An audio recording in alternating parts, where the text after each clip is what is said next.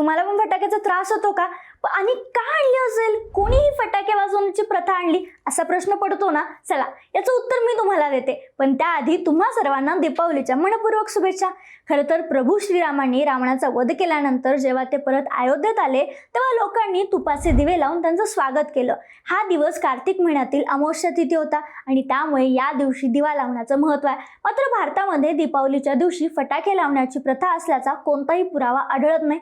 पण असं सांगितलं जातं की फटाके फोडण्याची परंपरा ही मुघल काळापासून सुरू झाली. काही इतिहासकारांच्या मते फटाक्यांचा शोध 7व्या शतकात चीनमध्ये लागला. मग यानंतर 1200-1700 पर्यंत जगात फटाके वाजवणे ही लोकांची पसंती बनली. मुघल राजवटीचा संस्थापक बाबर देशात आल्यानंतरच येथे बारूद वापरण्यास सुरुवात झाली.